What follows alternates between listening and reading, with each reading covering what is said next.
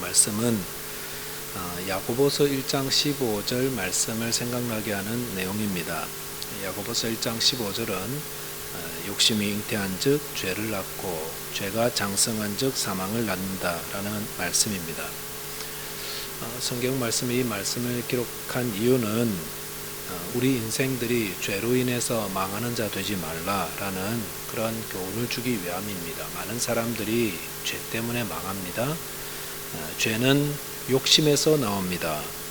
그래서 마음에 욕심이 생길 때에 주님의 은혜를 구하고 빨리 이겨나가야 합니다.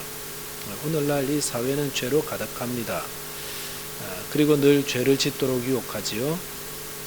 그래서 이 죄악 가운데 우리가 살아가는데 그 가운데서 오늘 우리도 십자가를 통해서 죄를 이기고 또 죄가 우리 안에 이렇게 자리 잡지 못하도록 늘 주의 도우심을 구함으로 구원받는 자의 삶을 살아야 될 줄 믿습니다.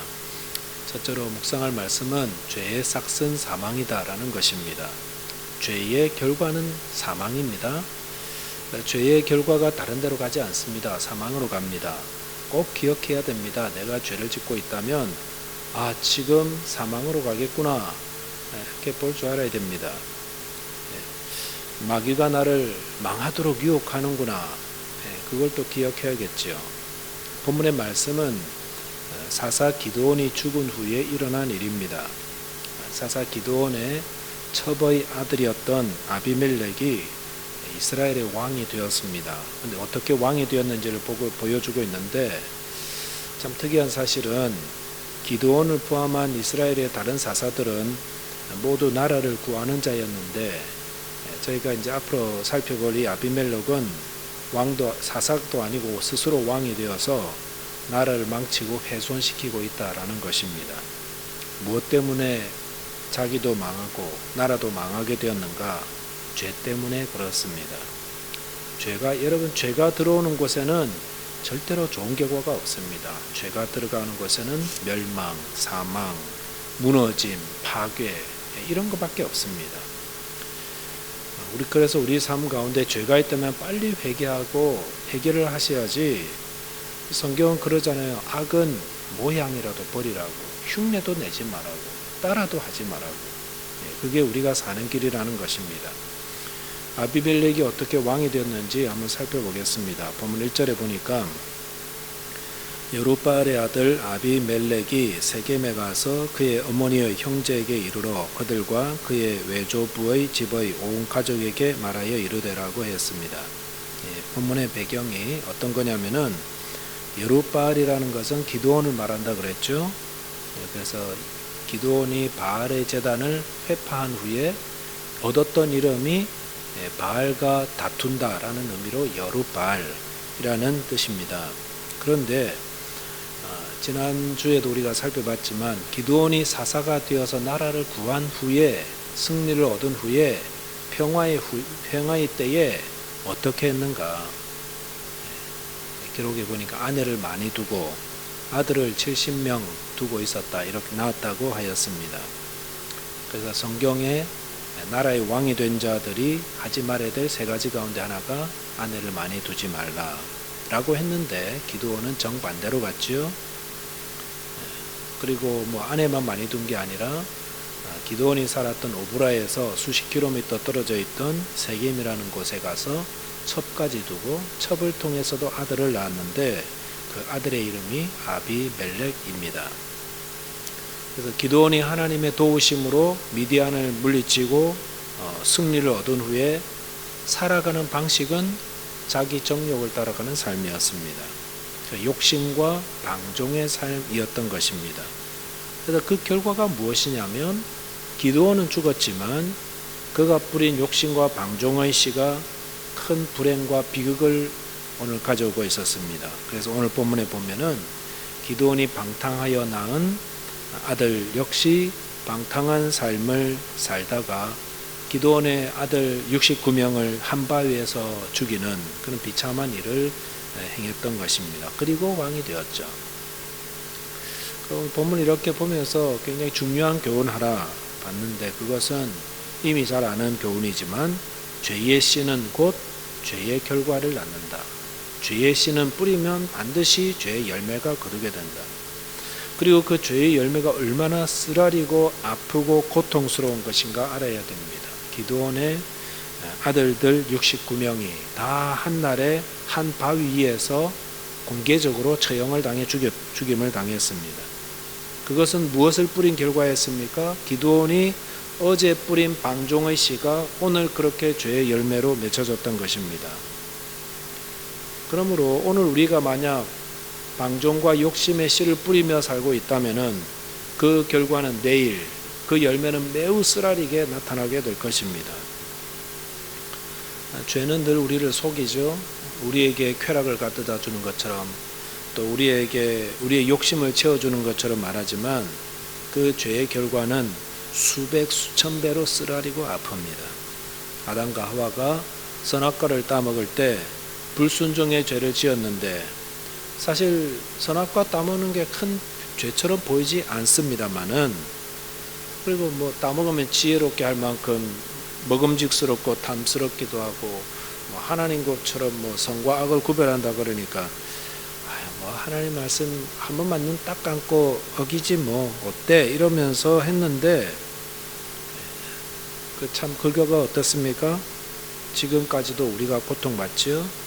에덴 동산에서 쫓겨났고 하와는 해산할 때 죽음의 고통을 당해야 했고 아담은 이마에 땀을 흘려야 가지고 스트레스 받으면서 그래야 먹고 살고 거기다가 땅도 저주를 받아서 가시와 엉겅퀴 내고 온 인류가 멸망의 길을 걸어가게 되었습니다. 이게 무슨 결과입니까? 죄를 범한 결과라는 것입니다. 눈 한번 딱 감고 내가 하고 싶은 대로 했는데 그 결과는 엄청난 거죠. 그래서 이런 생각도 해보자. 이럴 줄 알았으면 죄 짓지 말걸 그렇게 하는지도 모르는데 선악과 먹으면 죽는다는 건 몰랐을까요? 알면서도 행했죠. 죽을 줄 알면서도 죄 짓는 게 어리석은 인간의 모습입니다. 잠언서 보면은 5장 3절 4절에 보시면 이런 말씀이 있습니다. 대저 음녀의 입술은 꿀을 떨어뜨리며 그의 입은 기름보다 미끄러우나 나죽은 쑥같이 쓰고 두 날 가진 칼같이 날카롭다라고 했습니다. 성적인 타락이 극에 달해있는 시대에 오늘날도 마찬가지지요. 우리 주위의 가정들이 파괴되고 관계들이 막 깨어지는 거 보면은 이런 결과를 염두에 두고 죄를 짓는 사람은 없습니다. 다만 그들은 눈앞의 쾌락과 욕심 그거 채우려고 죄와 타협하고 죄를 짓지요. 죄와 손잡죠. 그래서 죄는 굉장히 달콤한 것처럼 굉장히 부드럽고 굉장히 우리를 충만하게 해주는 것 같은데 그 결과가 어떻습니까? 죽을 것 같다고 그랬죠. 쑥을 먹어봐요. 쑥같이 쓰다. 쑥 여기서는 쑥을 잘 모르겠는데 그냥 생쑥을 뜯어 먹으면 얼마나 고문이죠. 고문. 그리고 두 날 가진 칼처럼 날카롭다. 그만큼 우리의 삶을 다 완전히 파괴한다라는 것입니다. 죄는 달콤하다. 그러나 그 결과는 너무도 쓰리고 아프다. 고통스럽다. 잠언 6장 26절에서도 음료로 말미암아 사람이 한 조각 떡만 남게 된다라고 했습니다. 아무도 한 조각 떡만 남은 자로 살고 싶어 하지 않습니다. 하지만은 죄는 에덴 동산에 머물던 정말 존귀하게 살아가던 아담과 하와를 하루아침에 거지처럼 내몰게 만들었고요. 죄가 정말 무서운 겁니다. 그래서 우리는 죄 짓는 것을 두려워할 줄 알아야 됩니다. 이 아는 것도 은혜입니다. 우리가 살아가는 이 땅은 여러 가지 죄로 인한 유혹들이 끊임없이 우리에게 있습니다. 가만히 있어도 죄 지으라는 유혹의 소리가 얼마나 많은지 눈만 들었다 하면은 죄 짓는 것들이 보이고요. 그래서 아마 앞으로도 이 죄라는 것은 상상하지 못할 정도로 그냥 일상이 될 거예요. 지금도 일상이잖아요. 그럴 때 성도는 어떻게 해야 됩니까? 죄의 싹은 사망이라는 것 알고 하나님을 찾아야 됩니다. 예수님도 죄를 지으라는 마귀의 유혹을 하나님 말씀으로 이기셨습니다. 요셉도 부도덕한 애굽 사회에서 그의 정절을 지키며 거룩함을 지키며 살 수 있었던 것 하나님 앞에서 내가 어찌 이 큰 악을 행하여 하나님께 죄를 지으리까 하면서 죄의 자리를 도망갔기 때문에 살았던 것입니다. 아모스 5장 3절에서도 이런 말씀이 있죠. 하나님께서 아모스 선지자를 통해 이렇게 말씀하십니다. 여호와께서 이스라엘 족속에 이와 같이 말씀하시기를 너희는 나를 찾으라 그러면 살리라 라고 하였습니다. 죄의 삭은 사망이다. 오늘 이것만 꼭 기억하면 좋겠습니다. 이 사실을 알면서도 죄를 짓는 게 우리 인간이다 라는 사실을 깨닫고 그래서 날마다 주의 도우심을 구하고 하나님을 찾으라고 하였습니다. 저와 여러분께서 부도덕하고 불신앙적이고 하나님을 대적하며 악해져가는 이 세상에서 날마다 하나님을 찾으시기 바랍니다. 그래서 하나님의 뜻을 따라 살면서 세속에 물들지 않는 주님의 백성 되시기를 주님의 이름으로 축원드리겠습니다. 두 번째는 마음의 욕심을 회개해야 합니다. 죄의 삭은 사망이다. 그리고 우리 마음에 있는 죄를 회개하라라는 것입니다. 본문 2절에 보시면은 청하노니 너희는 세겜의 모든 사람들의 귀에 말하라. 여룻바알의 아들 70명이 다 너희를 다스림과 한 사람이 너희를 다스림이 어느 것이 너희에게 나으냐. 또 나는 너희와 골육임을 기억하라 라고 하였습니다. 여기 보시면 아비멜렉이 왕이 되려는 계략을 가지고 세겜을 찾아갔습니다. 세겜이라는 곳은 어디입니까? 아비멜렉 쪽에 어머니 가족이 사는 거죠. 외가 쪽이 있는데 거기 가서 이렇게 말했죠. 여룻바알의 아들 70명이 너희를 다스리는 것하고 한 사람이 너희를 다스리는 것하고 어느 게 더 낫겠느냐. 왕이 70명이 있는 거하고 한 사람이 있는 거하고 누가 생각해 봐도 한 사람이 훨씬 낫죠. 그러면서 뭘 말하냐면은 저는 여러분의 권력입니다. 제가 여러분의 친척 아닙니까? 누가 다스린다는 겁니까? 자기가 다스리겠다는 겁니다. 기드온의 아들들 70명이 뭐 정치하겠다고 뭐 이야기한 적 없었습니다. 그런데 아비멜렉이 그릇된 욕심을 가지고 이 70명을 마치 정권의 눈이 먼 야망을 가진 사람들로 둔갑을 시켜버렸던 것입니다. 그래서 세겜 사람들이 보기에 그들을 쳐서 죽여도 되는 사람처럼 이렇게 만들어 버렸습니다. 3절 4절에 보시니까 세겜 사람들이 아비멜렉과 손을 잡고 함께 악의 도구가 되고 말았습니다. 왜 세겜 사람들이 아비멜렉의 말을 이토록 쉽게 받아들였을까? 왜 쉽게 그렇게 손을 잡아버렸을까? 오늘 성경 말씀 보니까 아비멜렉이 세겜 사람들의 자존심을 높여주기 때문이었다라고 볼 수 있습니다. 세겜이 어떤 곳인가 하면은 세겜은 여호수아, 그러니까 사사기 그 이전 시대부터 도피성이었습니다. 이스라엘에는 도피성이라는 데가 6군데 있어서 부지 중에 사람을 죽인 자가 피하여서 그 생명을 구원하는 곳인데, 그러니까 도피성 하면 다 알아요. 헤브론, 세겜 이런 데 딱 가야 되는 거 아는데, 또 세겜에서 어떤 게 있었냐면은 축복과 저주의 말씀이 선포된 곳이 세겜이었습니다. 그리고 여호수아가 죽기 전에 백성들 모아다가 다시 신앙을 갱신시킨 것도 세겜이었습니다. 종교 중심지라는 겁니다. 그 사람들이 어떤 신앙을 회복하기 위해서 세겜으로 다 향했었는데, 그 세겜이 그 종교 중심지가 어디로 뺏겨버렸냐면 오브라로 뺏겨버렸습니다. 왜냐하면 기브온이 금 에봇을 만들어서 어디에 보관했냐면 오브라에 보관했거든요.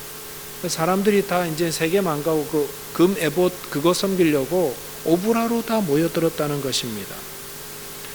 그래서 세겜 사람들이 피부로 직감하는 거예요. 그 전까지는 사람들이 와가지고 그때 여호수아가 그 언약을 갱신한 자리가 어디였습니까?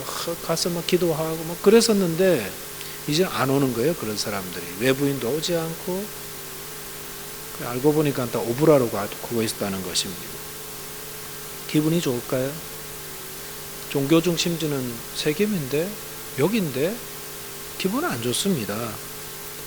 그럴 때 그들의 기분을 한껏 높여줬던 사람이 누구냐면 바로 그들 가운데 있었던 아비멜렉이었습니다. 그래서 아비멜렉이 세겜 사람들에게 그들의 친족이라는 것들, 그리고 자기를 통해서 세겜이 다시 올라갈 수 있다는 그런 사실들을 부추겨 주자 세겜 사람들이 아비멜렉이 하는 일이 악한 일인 줄 알면서도 그들과 손을 잡고 악의 도구로 함께 사역했던 것입니다. 악은 굉장히 지혜롭습니다. 악은 우리가 뭘 원하는지를 알고요, 그리고 우리 편이 되어서 우리를 위해 주는 듯 합니다. 특별히 우리가 욕심에 사로잡혀 있을 때 훨씬 더 악은 우리를 더 부채질합니다. 우리가 과거의 영광을 되찾고 싶어하고 자존심을 회복시키고 싶어하고 내가 다시 뭘 이렇게 더 많은 것들을 갖추고 싶어하고 그런 욕망이 있다면은 누가 이용할까요? 악이 그 욕망을 이용합니다.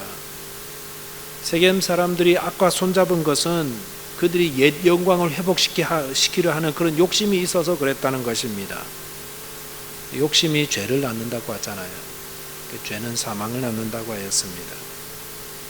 물고기 잡는 분들 비결을 들어보니까 아주 간단하던데요.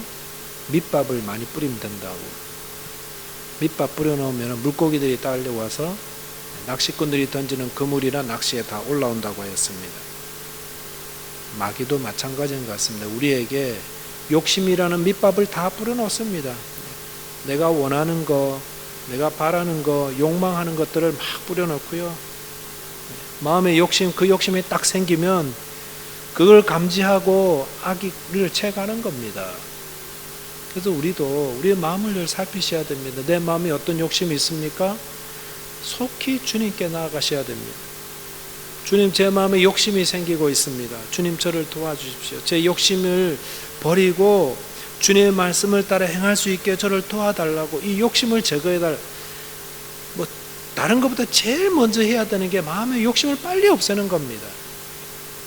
욕심을 품고 있으면 반드시 죄를 짓게 되어 있고요, 그 죄는 죄를 잉태하면은요 사망을 낳는 대로 흘러가 버립니다. 우리 죄를 제어할 수가 없습니다. 우리 머리 위에 새가 지나가는 것까지는 막을 수 없지만 머리 위에 새가 둥지를 트는 거 막을 수 있다 그랬잖아요. 그게 무슨 말입니까? 우리 마음에 하루에도 수없이 나쁜 욕심과 더러운 생각들이 우리를 지나가고 스쳐갈 때마다 그것까지 우리가 막을 수는 없어요. 그러나 그 욕심과 그 더러운 생각을 붙잡고 품고 그것을 즐기고 그것을 키워나갈 수 있는, 그래서는 안 된다는 거예요. 그런 생각이 들으면 빨리 주의 도우심을 구해야 됩니다. 주님, 제 마음에 이 악한 생각과 더러운 생각들을 물리쳐 달라고. 주님, 회개합니다. 저를 용서해 달라고. 그러면 주님께서 우리를 새롭게 해주십니다.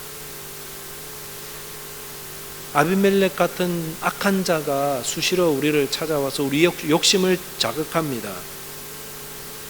그럴 때 그것이 악한 것임을 성령께서 일깨워 주신다면 과감하게 배격하셔야 됩니다. 그래야 그게 우리가 살 길입니다. 저와 여러분께서 악은 모양이라도 취하지 말라고 그랬습니다. 악은 내가 사실은 이거 내가 원해서 하는 건 아니고 그냥 흉내만 내는, 절대로 흉내라도 내지 말라고 하였습니다. 욕심이 마음에 자리 잡지 못하도록 거룩한 삶, 믿음으로 승리하는 삶 사는 것이 우리 성도의 모습입니다. 저와 여러분, 오늘 이 사사기 9장 1절에 6절 말씀을 통해서 야고보서 1장 15절의 말씀, 욕심이 잉태한 즉 죄를 낳고 죄가 장성한 즉 사망을 낳는다는 이 말씀을 통해 저희들에게 주시는 교훈들을 붙잡고 주님 안에서 거룩하고 또 성결된 삶 살아 하나님께 영광 돌리시기를 바라겠습니다. 기도하겠습니다. 하나님 아버지, 감사합니다. 아비멜렉을 통해서 저희 안에 죄악된 부분들과 저희들의 타락한 심성을 알려주셔서 감사를 드립니다. 주님, 또한 성령을 통하여서 우리 안에 욕심을 품지 않도록 욕심이 감지되었을 때에 주님 앞에 나와서 도움을 구하며 정결한 삶 얻기를 위해서 기도하며 도움을 구하라 하신 말씀도 기억하게 하심도 감사를 드립니다. 주님, 우리 안에 오늘도 수없이 떠오르는 나쁜 생각들과 악한 정욕들과 유혹들을 주님 앞에 나와서 회개하며 주의 도우심을 입어서 주님의 마음을 날마다 정결하게 하며 주님이 기뻐하는 거룩한 삶 살아가며 하나님의 영광을 드러내는 삶 살아갈 수 있도록 주님 도와주옵소서. 욕심이 잉태한 적 죄를 낳습니다. 주님, 또 죄를 이길 수 있도록 욕심을 제거하게 하시고 또 주님 은혜로 인하여서 성결하고 정결한 삶으로 하나님께 은혜를 얻게 하여 주옵소서. 우리 주님 예수 그리스도 이름으로 감사하며 기도하옵나이다. 아멘.